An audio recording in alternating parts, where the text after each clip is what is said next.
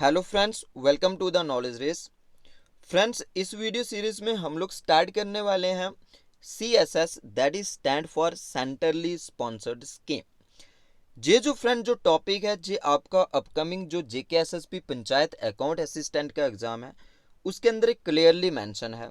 और बाकी भी जितने भी अपकमिंग एग्जाम है ये सबके लिए हेल्पफुल हो सकता है, बट स्पेशली आपका जो JKSSP अकाउंट असिस्टेंट का एग्जाम है तो उसके अंदर ये टॉपिक क्लियरली मेंशन भी है। सेंट्रली स्पॉन्सर्ड स्कीम्स, उसके ऑब्जेक्टिव्स एंड गाइडलाइंस, ये वहाँ पे जो टॉपिक सिलेबस के अंदर मेंशन है। तो फ्रेंड्स, बहुत सारी सेंट्रल स्पॉन्सर्ड स्कीम है। इस सिलेबस के अंदर तो कोई क्लियरली मेंशन किया नहीं है कि आपको कौन सी पढ़नी है कौन सी छोड़नी है। तो ये वीडियो जो है इसके ऊपर ही रहेगा, और एक वीडियो के अंदर ये सारी स्कीम्स को डिस्कस करना पॉसिबल नहीं है। इसके ऊपर हम कोशिश करेंगे कि डिफरेंट लेक्चर आपको मिलेंगे, और 15 to 20 तक कोशिश करेंगे कि जितनी भी इंपॉर्टेंट सेंट्रल स्पॉन्सर्ड स्कीम्स हैं जो आपके एग्ज़ाम के लिए हेल्पफुल हो सकती हैं तो उनको हम डिस्कस करने की कोशिश करेंगे। और आप भी हमें कमेंट सेक्शन में ज़रूर बताइएगा कि कौन सी सेंट्रल स्पॉन्सर्ड स्कीम जो है वो आपको इम्पॉर्टेंट लगती है और आप उसके ऊपर वीडियो चाहते हो, तो हम उसके ऊपर भी वीडियो लेके आएंगे। हम खुद का नॉलेज और आपकी रिकमेंडेशन और आपकी सजेशन जो रहेंगी उनको भी कंसीडर करके जो है हम सारी इन स्कीम्स को जो है डिस्कस करने की कोशिश करेंगे। जो आज का हमारा टॉपिक रहेगा वो रहेगा हमारी दो इंपॉर्टेंट स्कीम्स के ऊपर रहेगा। एक स्कीम जो हमारी प्रधानमंत्री जन धन योजना, जिसको हम PMJDY इन शॉर्ट बोलते हैं, और दूसरी जो रहेगी वो रहेगी प्रधानमंत्री ग्रामीण डिजिटल साक्षरता अभियान, जिसको हम PMG दिशा जो है इन शॉर्ट बोलते हैं।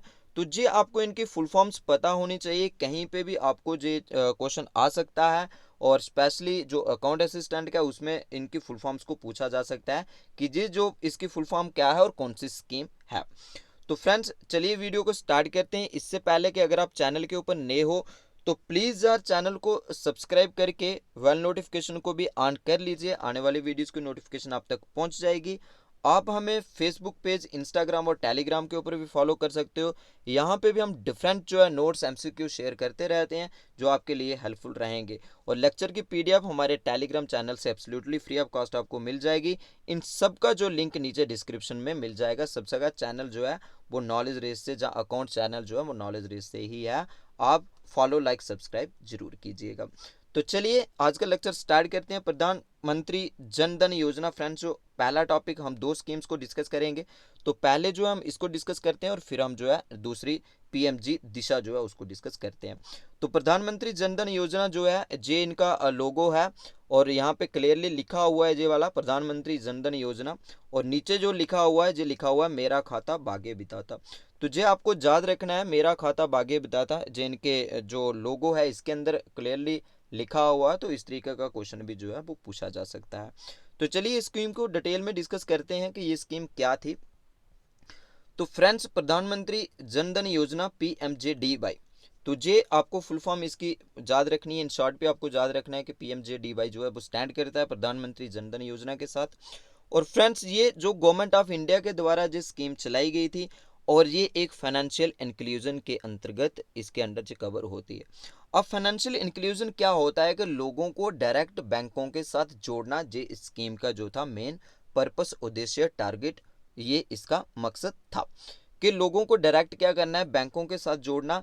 क्यों जोड़ना था? क्योंकि जितनी भी सेंट्रल स्पॉन्सर्ड स्कीम, जहाँ और भी सरकार की जो स्कीम्स हैं वो डायरेक्ट बेनिफिट ट्रांसफ़र स्कीम्स जो है वो, जैसे उनकी अगर इंश्योरेंस की बात करें, पेंशन की बात करें, क्रेडिट की बात करें, या फिर बैंक अकाउंट की बात करें, जहाँ इसके साथ जो भी दूसरी जो स्कीम्स है जैसे MG नरेगा है, तो वो भी हमने जो है इसके अंदर पिछले जो JKSSB के लिए पंचायत जम्मू एंड कश्मीर जो पंचायत राज एक्ट 1989 के अंदर हमने डिफरेंट स्कीम्स को वहाँ पे भी डिस्कस किया है।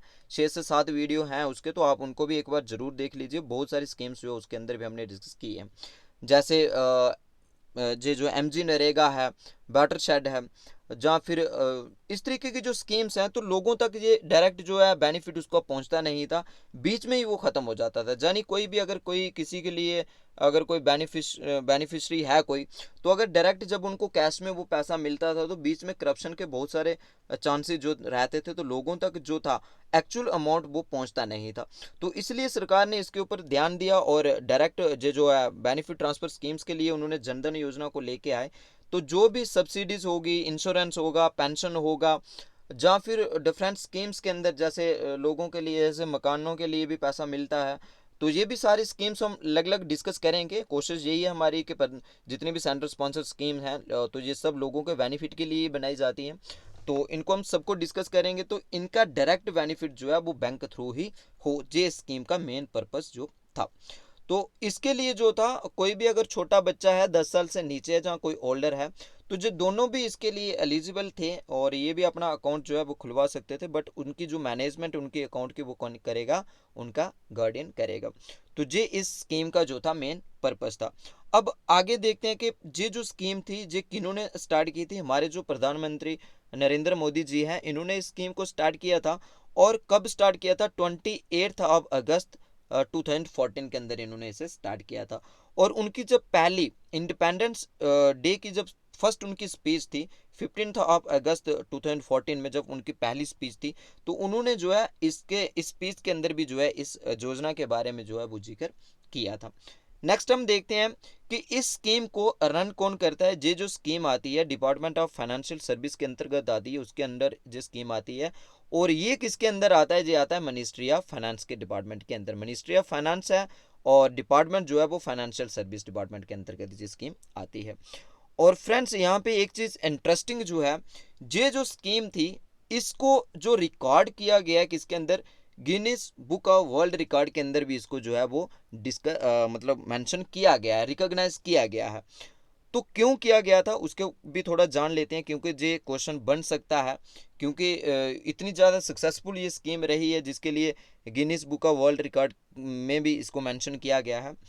तो उनका जो कोड था, the most bank accounts opened in 1 week as a part of financial inclusion campaign.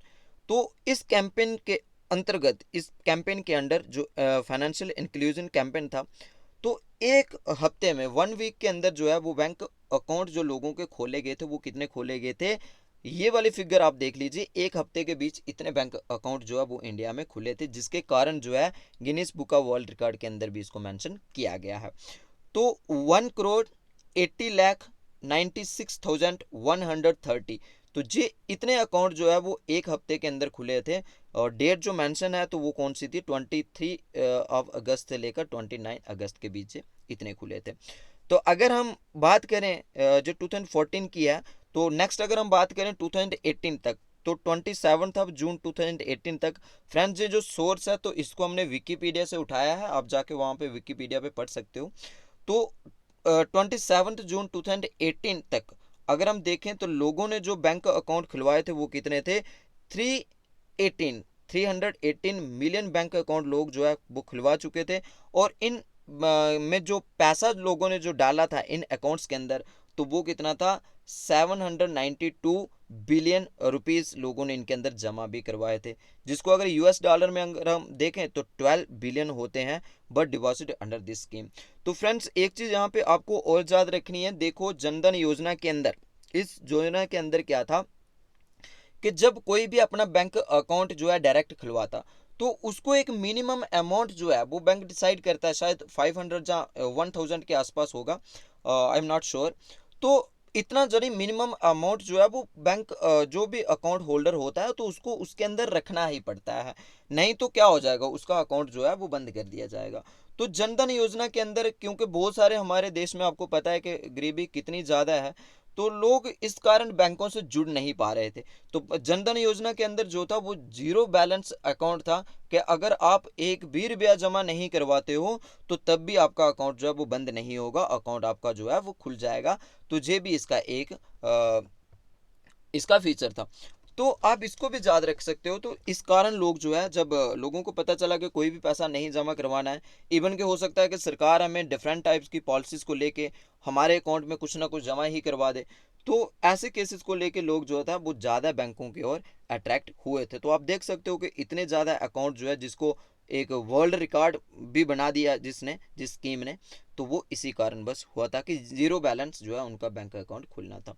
तो नेक्स्ट जो है फ्रेंड्स, दूसरी जो हमारे लिए आज की मोस्ट इंपॉर्टेंट जो है इस लेक्चर के अंदर जो हम डिस्कस करने वाले हैं सेंट्रल स्पॉन्सर स्कीम को, तो वो है प्रधानमंत्री ग्रामीण डिजिटल साक्षरता अभियान। तो यहाँ पे ग्रामीण लिख रहे हैं, तो आप का जो एग्ज़ाम है अकाउंट असिस्टेंट का, तो वो भी रूरल डिपार्टमेंट का ही है, क्योंकि पंचायत के लिए पोस्टें हैं। तो प्रोबेबिलिटी हो सकती है कि यहाँ से क्वेश्चन पूछा जा सकता है। तो बाकी आप हमें नीचे कमेंट सेक्शन में भी ज़रूर बताइएगा कि आपको कौन कौन सी जो सेंट्रल स्पॉन्सर स्कीम है जिसके ऊपर वीडियोस चाहिए, तो आपकी जो है सजेशन को भी हम कंसिडर करेंगे, तो उनके ऊपर भी वीडियो लेके आएंगे। तो इसको जो इन शॉर्ट पीएमजी दिशा बोलते हैं, जिसकी फुल फॉर्म ये है, तो ये आपको याद रखनी है। तो इनका कोड जो है वो भी आपको याद रखना है, वो है हर घर ई साक्षर। तो ये है हर घर ई साक्षर, इसका मतलब है ई मतलब दैट इज इलेक्ट्रॉनिक साक्षर के कोई भी जिस घर में मोबाइल चलाना नहीं जानता, कंप्यूटर चलाना नहीं जानता, तो इस स्कीम का पर्पस, उद्देश्य, टारगेट और इसका मकसद ही यही था कि लोगों को ई साक्षर करना, यानी उनको मोबाइल कंप्यूटर चलाना सिखाना। जितने भी वो डिफरेंट स्कीम्स आती है तो उसको वो असेस कर पाएँ और उनसे बेनिफिट वो है वो ले सकें, इन स्कीम्स के बारे में वो है डिजिटली जान सकें। तो चलिए इस स्कीम को भी डिस्कस करते हैं। तो फ्रेंड्स, प्रधानमंत्री ग्रामीण डिजिटल साक्षरता अभियान, इन शॉर्ट जिसको पीएमजी दिशा बोलते हैं, तो ये आपको याद रखना है। ये स्कीम जो ही थी लॉन्च हुई थी 2017 के अंदर, अक्टूबर 2017 में। तो 7 और 8 अक्टूबर, जी आप याद रख लीजिए, 7 और 8 अक्टूबर में हमारे जो प्रधानमंत्री जी हैं वो गुजरात दौरे पे थे और वहाँ से उन्होंने इसे जो है वो लॉन्च किया था 7 एंड 8 अक्टूबर के बीच ही 2017 को। अब इसका टारगेट जो है वो देखते हैं कि ये स्कीम जो आती थी किसके अंडर आती थी, डिजिटल इंडिया प्रोग्राम के अंतर्गत ये वाली स्कीम जो थी वो आती थी, जिसका टारगेट था 6 करोड़ हाउस होल्ड। यहाँ पे एक चीज याद रखनी है आपको, ये 6 करोड़ पॉपुलेशन या 6 करोड़ मेंबर की बात नहीं कर रहे हैं, जो 6 करोड़ हाउस होल्ड की बात कर रहे हैं। तो हाउस होल्ड क्या है वो नेक्स्ट स्लाइड के अंदर हम उसको डिटेल में देखते हैं। तो ये स्कीम सिर्फ और सिर्फ किसके लिए थी, वो रूरल एरिया के लिए थी, और जिसका टारगेट ये था कि रूरल एरिया के अंदर लोगों को क्या करना, डिजिटली लिटरेट करना, उनको मोबाइल कंप्यूटर चलाना सिखाना। किस पर्पस के लिए, कि जो भी डिफरेंट बेनिफिशियरी स्कीम सरकार की आती हैं वो लोग उनसे बेनिफिट जो है वो ले सकें, इनके बारे में जान सकें, पहचान सकें, लोग अवेयर हों। तो डिजिटली जो है लिटरेट करना इस स्कीम का प्राइम टारगेट था। दूसरा ये था कि रूरल एरिया के अंदर डिजिटली जिसको भी लिटरेट करेंगे ये, तो इनका टारगेट था कि 6 करोड़ हाउस होल्ड को इन्होंने करना था, और ये एब्सोल्युटली फ्री ऑफ कॉस्ट थी। इसके लिए जो भी बेनिफिशरीज थे, जो भी इसकी ट्रेनिंग लेंगे, तो वो जो है उनको कोई भी फीस या किसी भी तरीके का चार्जेस जो है वो पे नहीं करने हैं।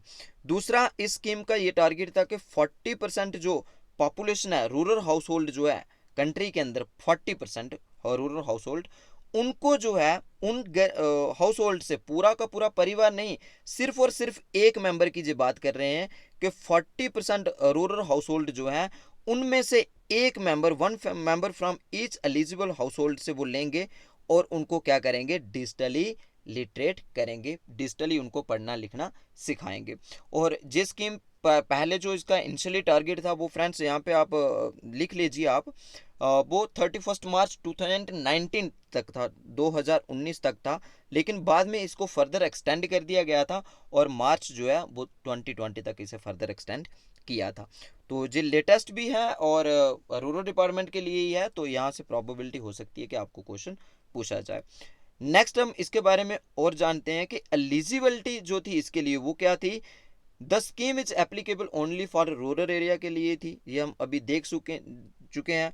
और एलिजिबल हाउस होल्ड की बात कर रहे हैं, हाउस होल्ड के अंदर कौन आता है, हेड ऑफ द फैमिली होगा, स्पोज होगा, चिल्ड्रन होंगे और उनके पेरेंट्स होंगे, ये जो है एक हाउस होल्ड के अंदर कंसिडर होंगे। तो इनमें से किसी भी एक इंसान को जिसके लिए भी वो हाउस होल्ड जो है वो राजी होगा, उसको भेजना चाहता होगा, तो वो एक जो है कैंडिडेट वहाँ से लिया जाएगा और उसको क्या किया जाएगा, डिजिटली लिटरेट किया जाएगा। None of family member is digitally literate, सिर्फ और सिर्फ वो फैमिली ली जाएगी जिस फैमिली के अंदर, जिस हाउस होल्ड के अंदर कोई भी डिजिटली लिटरेट नहीं है, कोई भी डिजिटली पढ़ा लिखा नहीं है, वो कंप्यूटर मोबाइल चलाना नहीं जानता है। चलिए, will be consider as eligible household under this scheme. तो एंट्री क्राइटेरिया जो अगर हम इसका देखें तो वो ये था कि beneficiary should be digitally illiterate होना चाहिए, पढ़ा लिखा नहीं, डिजिटली वो अनपढ़ होना चाहिए, एक क्राइटेरिया था।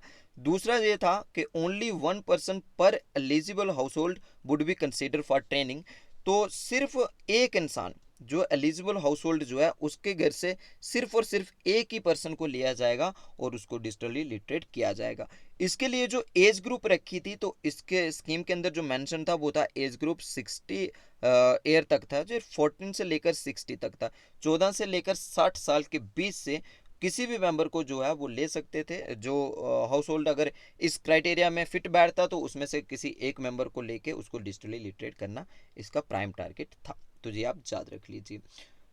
नेक्स्ट जो है प्रायोरिटी किसको दी जाएगी? प्रायोरिटी जो इसके अंदर दी जानी थी वो थी कि नॉन स्मार्टफोन यूजर्स, जिनको फ़ोन चलाना, स्मार्टफोन चलाना नहीं आता है। दूसरा अंत्योदय, तो ये फ्रेंड्स वो वाली फैमिलीज होती हैं, देखो राशन कार्ड जो आपके मिलते हैं ना वो 3 तरीके से मिलते हैं। एक होता है APL यानी अबव पॉवर्टी लाइन।